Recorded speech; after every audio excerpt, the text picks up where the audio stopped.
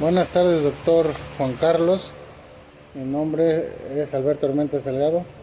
Soy profesor de educación primaria en la Escuela Alberto Enrique Rodríguez.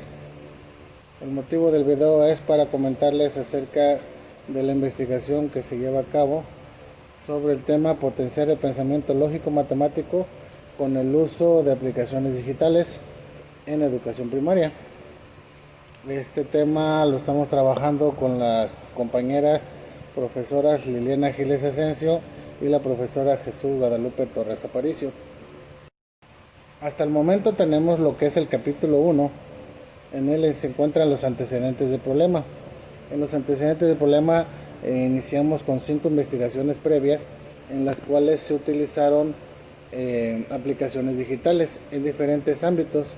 2 se realizaron en el país de Colombia, uno en República Dominicana, otro en Costa Rica y uno más en Madrid, España. Son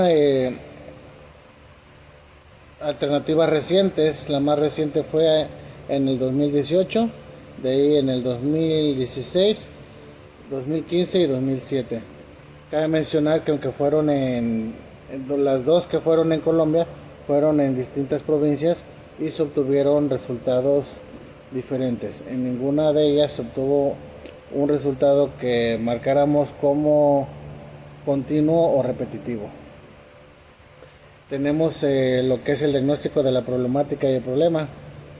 Hablamos de 3 tipos de diagnósticos, que es el diagnóstico pedagógico, el psicopedagógico y el socioeducativo.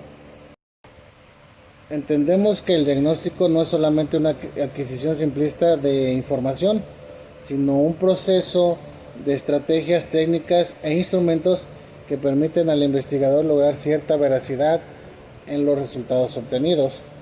El concepto de diagnóstico en educación hay que entenderlo como una disciplina cuyo objetivo es conocer a la persona en sus relaciones globales con el mundo educativo y ambiental, según Iglesias. Tenemos también lo que es el diagnóstico psicopedagógico. Analizando lo que es la etimología del término diagnóstico, se ha encontrado algo similar a la anteriormente redactada.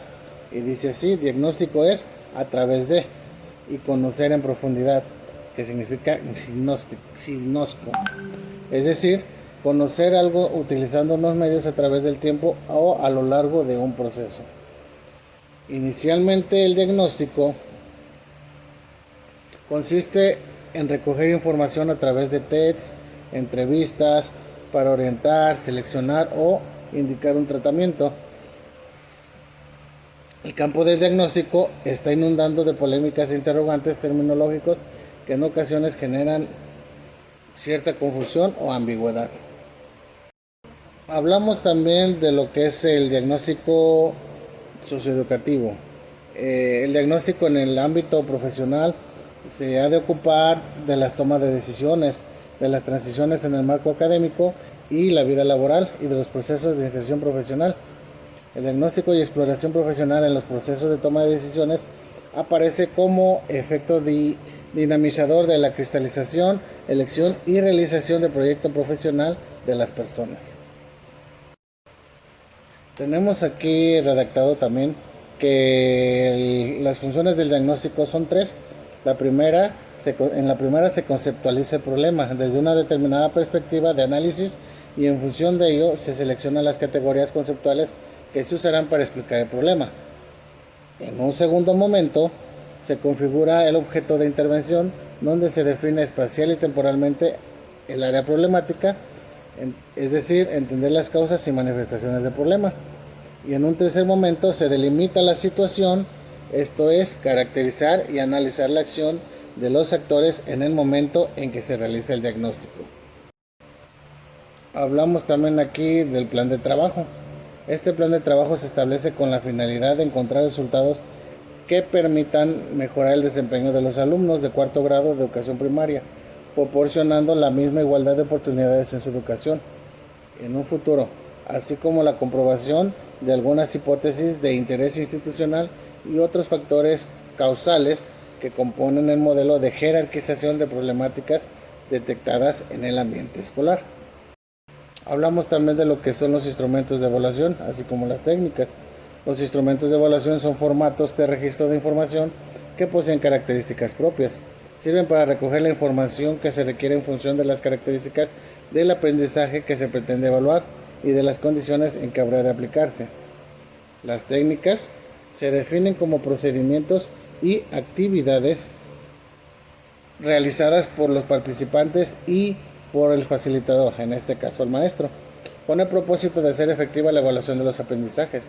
Las técnicas de evaluación pueden ser de tres tipos: no formales, que son observaciones espontáneas, conversaciones y diálogos; semiformales, que son ejercicios y prácticas realizadas en clase, además de tareas realizadas fuera de clase; y las formales, en las que se engloba observación sistemática, pruebas o exámenes tipo TEST, además de pruebas de ejecución. En este mismo capítulo está insertado lo que es la metodología de la investigación. Está estructurada de la siguiente manera. El tipo de investigación es una investigación cualitativa, basado en el paradigma sociocrítico, con un método de investigación-acción participativa. Las técnicas a utilizar son observación, entrevista, encuesta y pruebas, y los instrumentos son el registro anecdótico, lista de cotejo, guía de preguntas, cuestionario y pruebas escritas. La investigación cualitativa evita la cuantificación. Los investigadores cualitativos hacen registros narrativos de los fenómenos que son estudiados mediante técnicas como la observación participante y las entrevistas no estructuradas. La diferencia fundamental entre ambas metodologías es que la cuantitativa estudia la asociación o relación entre variables cuantificadas y la cualitativa lo hace en contextos estructurales y situacionales. La investigación cualitativa trata de identificar la naturaleza profunda de las realidades, su sistema de relaciones y su estructura dinámica. En este sentido, la investigación cualitativa es inductiva. Entiende el contexto y a las personas bajo una perspectiva holística. Es sensible a los efectos que el investigador causa a las personas que son el objeto de su estudio. El investigador cualitativo trata de comprender a las personas dentro del marco de referencia de ellas mismas. El investigador cualitativo suspende o aparta sus propias creencias, perspectivas y predisposiciones. Todas las perspectivas son valiosas. Los métodos cualitativos son humanistas. Los estudios cualitativos dan énfasis a la validez de la investigación. Todos los contextos y personas son potenciales ámbitos de estudio. Y la investigación cualitativa es un arte. Hablando de paradigma sociocrítico, un paradigma es un cuerpo de creencias, presupuestos, reglas y procedimientos que definen cómo hay que hacer ciencia. Son los modelos de acción para la búsqueda del conocimiento. Los paradigmas, de hecho, se convierten en patrones, modelos o reglas a seguir por los investigadores de un campo de acción determinado. El paradigma sociocrítico, de acuerdo con Arnall, adopta la idea de que la teoría crítica es una ciencia social que no es puramente empírica ni solo interpretativa. Sus contribuciones se originan de los estudios comunitarios y de la investigación participante. El paradigma sociocrítico se fundamenta en la crítica social con un marcado carácter autorreflexivo. Considera que el conocimiento se construye siempre por intereses que parten de las necesidades de los grupos. Pretende la autonomía racional y liberadora del ser humano. El método a utilizar para el desarrollo de esta propuesta es el de investigación-acción participativa, porque se estudia una problemática a un grupo de alumnos en un determinado contexto social, que presenta las mismas características propias del pensamiento lógico-matemático. El proceso de la investigación-acción está estructurado por ciclos y se caracteriza por su flexibilidad, puesto que es válido e incluso necesario realizar ajustes conforme se avanza en el estudio, hasta que se alcanza el cambio o la solución del problema. Este se presenta por ciclos que son detección y diagnóstico de problemas de investigación, elaboración del plan para solucionar el problema o introducir el cambio, implementación del plan y evaluación de resultados, y realimentación, la cual conduce a un nuevo diagnóstico y a una nueva espiral de reflexión y acción. El diseño metodológico, que en términos generales conlleva la investigación-acción participativa, puede resumirse en tres fases según Bernal. fase inicial o de contacto con la comunidad, fase intermedia o de elaboración del plan y la fase de ejecución y evaluación del estudio. Como técnicas de evaluación se utilizó la observación, que es abierta cuando la indagación es libre y no está condicionada por criterios específicos. Se utilizó la entrevista, que permite el contacto personal con el otro. Mediante ella se puede recoger información a través de preguntas sobre determinados aspectos, conocimientos, creencias, intereses, etc. Que se quieren conocer con fines evolutivos de acuerdo a los diversos propósitos. También se utiliza la encuesta. Esta es una técnica de investigación basada en las respuestas orales y o escritas de una población. El sujeto encuestado no elabora la respuesta, solo identifica la que considera correcta entre un conjunto de opciones dadas. Los datos obtenidos a partir de una encuesta nos permiten comparar datos en diferentes tiempos y lugares. También nos permite comparar una misma población en diferentes tiempos. Las pruebas son una técnica de evaluación muy útil e importante, puesto que permiten recoger información de las destrezas cognitivas.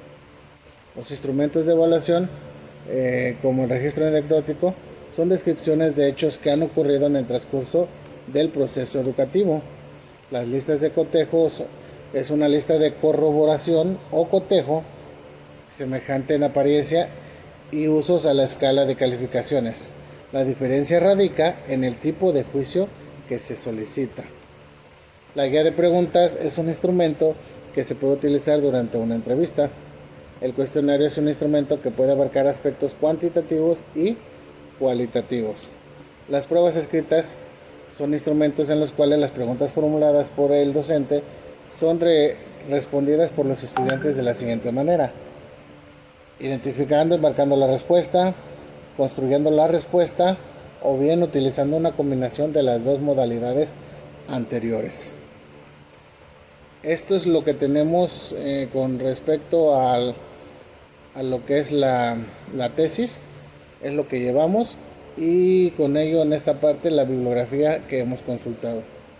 Esperemos en esta nueva asignatura, investigación 2, poder andar un poco más en el tema y seguir armando los demás capítulos. Enhorabuena, les deseo éxito a todos, compañeros, al igual que al doctor. Gracias.